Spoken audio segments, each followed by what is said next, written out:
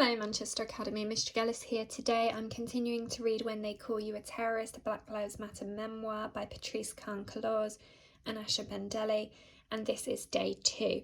Last week Mrs. Green read you Why I'm No Longer Talking to White People About Race, and we are carrying on the theme of Black Lives Matter this week with this text.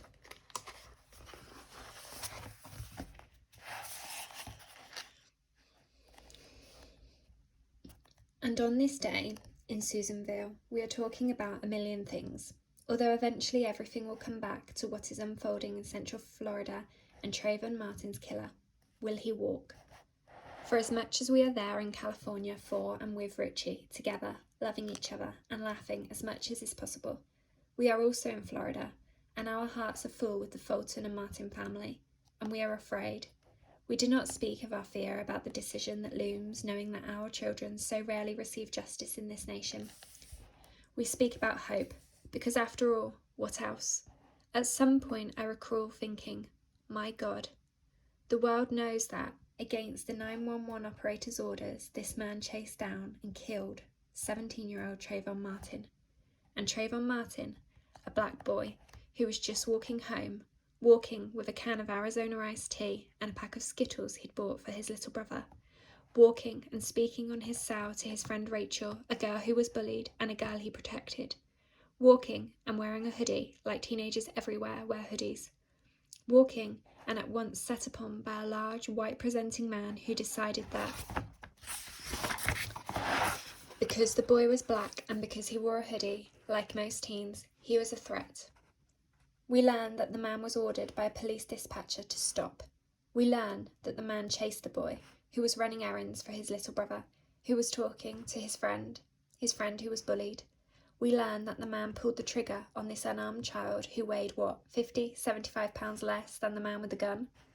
We learn that the man believed he had a right to do what he did, a right to stand ground that wasn't being challenged by a boy carrying iced tea and Skittles. He believed that his assumed rights superseded this child's rights to walk home to his own house, to bring his little brother a treat. And we are scared that a jury of this man's peers would agree. We are scared because of the work and time it took even to get the man arrested. We are scared because Trayvon's beautiful life and terrible death is meant to be erased. The reporting of it made no front-page news, no Dateline, no Anderson Cooper. The story on my Facebook feed was a tiny blog post, a post not connected with mainstream media. A white man is questioned and then released after he shoots and kills an unarmed black boy who was walking home. And in that instant, I was filled with rage and confusion. Was this 2012 or 1955? We could be talking about Emmett Till. This is who I think about throughout the course of the trial and the weeks and months leading up to it. I think of Emmett Till and his family, and also my nephew Chase, Monte's son, who was 14 the year Trayvon is killed. Will he be shot down and killed for walking while black? And will his murder matter so little it doesn't even make the news, and no one will be held accountable? I grew up in a neighbourhood that was impoverished and in pain and bore all the modern-day outcomes of communities left without resources and yet supplied with tools of violence. But when someone in my neighbourhood committed a crime, let alone murder, all of us were held accountable. My God. Metal detectors, searchlights and constant police presence, full-scale sweeps of kids just walking home from school, all justified by politicians and others who said they represented our needs. Where were they? Where were these representatives when white guys shot us down? Were it not for the brave and determined young people who formed the Dream Defenders, joining forces with the brave and heartbroken parents of Trayvon, Sabrina Fulton and Tracy Martin, and had there not been sit-ins, protests, occupations, and Al Sharpton, this boy's name would be on no one's tongue, save for his family and the friends who loved him. Because of all of this, we know, and we are afraid, but still, in that prison in Susanville on July 13, 2013, in the state that would give a desperate black boy who physically harmed no one 10 years, but a rapist 6 months, we hold on to hope. Because what else? 7 hours after it begins, the visit with Richie ends, and we head back to the motel we are staying in at the small town. Of the just under 20,000 residents, nearly half, 46%, live in one of the town's 2 prisons. Susanville, incorporated in 1860, was named for the child of the man who laid claim to founding it at a time when founding something was a euphemism for manifested destiny and homesteading, and all the blood and death both of these wrought. Founding, a term like the phrase collateral damage, the use of which was ratcheted up in the 90s so they didn't have to say dead Iraqi children. But the point is that we are an 11-hour drive from Los Angeles because Susanville is deep in Northern California, farther up than the Bay Area and at the border of Nevada near Reno. And it's entirely unlike the vibrancy and wealth generally associated with our state and its outsized imagery of glittery Beverly Hills and shiny Silicon Valley. If you saw a picture of it, West Virginia would likely come to mind before California would. But Susanville is actually more reflective of the average California town than anything that is marketed to tourists. And it looks like American towns across the rest of the country, small and working class. Except here the demographics report an extraordinary diversity. If that is, diversity is distorted like a horror house mirror of a story from the Twilight Zone. In Susanville there is almost no one who is black and free at the same time, although a cursory reading of census reports could have you believe it's a racial conveyor. Once a place where loggers and miners worked, today Susanville's singular growth industry is prisons. Roughly half of all the adults who live here work at one of the two facilities. Of course, those numbers intensify wildly if you count the work done, the labour extracted from the prisoners who are shipped here predominantly from LA County, from the Bay. Being here, looking at the storefronts, the people, it feels like we are trapped in a black and white photograph from the deep south in the 1950s. And the images of hard rural living come stuttering back as if to taunt us that freedom has never arrived and won't.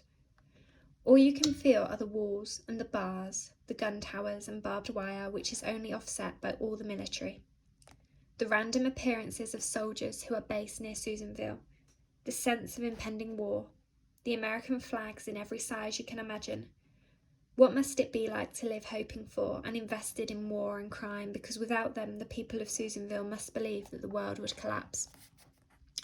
On the way back to the motel we stop at a small store to buy microwavables. There are no restaurants we want to eat in, plus this is cheaper. We buy pre-made chicken sandwiches or something like that. We're trying to be healthy. The motel has a microwave. We eat, and we get on my laptop, eating and waiting for the verdict to come in. I go on my Facebook page because that's where everyone is updating what's happening. I am nervous, but Facebook keeps me connected. And then it happens.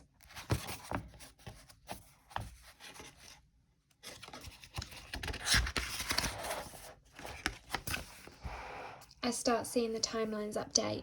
The killer is acquitted of the first charge, and then he is acquitted of all of them. Every single one of them. I go into shock. I lose my breath. My heart drops to my stomach. I am stunned, and for a moment cannot move. When I begin to move, I go into denial. No, this is impossible. Wait a minute. Hold on. This doesn't make sense. But as soon as I deny it, I know that it is true. And I am overcome with embarrassment and shame. How could this have happened? Why couldn't we make this not happen? And then I start crying, and I feel wrong about crying. My tears make me want to hide.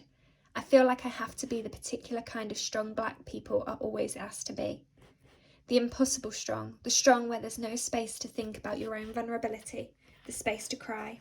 I look around the room, this small motel room, and I look at the two women I have travelled here with. In my role as a counsellor at Cleveland, I played such a particular role for them. Haywan, a junior when Richie entered their high school as a 9th grader, embraced him as her little brother.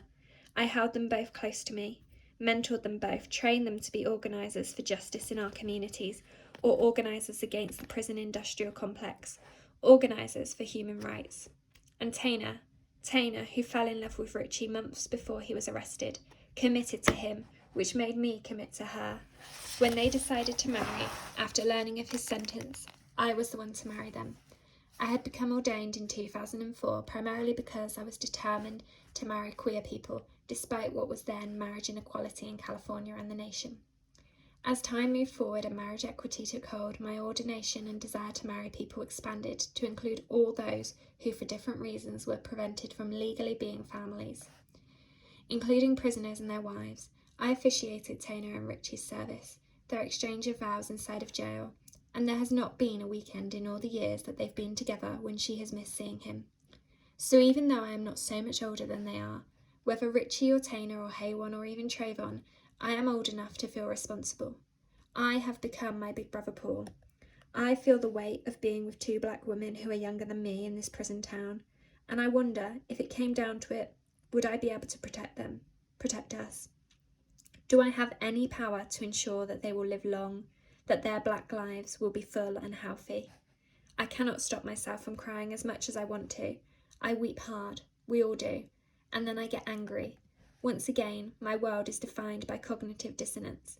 To be in this town where this little boy, literally this 18-year-old boy who had hurt no one, would be locked up for 10 years, and this white presenting man could kill us and go home.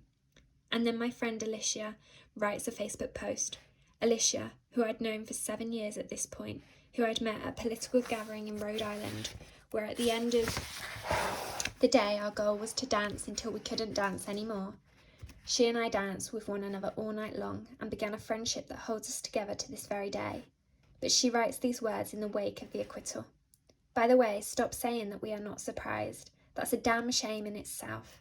I continue to be surprised at how little Black Lives Matter, and I will continue that.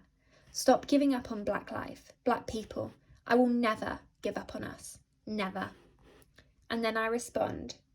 I wrote back with a hashtag. Hashtag Black Lives Matter. Alicia and I brainstorm over the course of the next few days. We know we want to develop something. We know we want whatever we created to have global reach. Alicia reaches out to her friend Opal Tometti, a dedicated organiser who is running Black Alliance for Just Immigration, based in Brooklyn, New York. Opal is the master communicator and develops all the initial digital components we need to even get people to feel uncomfortable saying the words Black Lives Matter. For even among those closest to us, there are many who feel the words will be viewed as separatist, that they will isolate us. Opal pulls together the architecture for our first website and Twitter accounts, our Facebook and Tumblr. We are determined to take public this base concept, that our lives mean something, that Black Lives Matter. After a few days, I return to Facebook and I begin to post. I write that we are going to begin organising. I write, I hope it impacts more than we can ever imagine. Bit of a long one today, guys. Hope you've enjoyed, so I'm going to stop there. Come back tomorrow for the next instalment.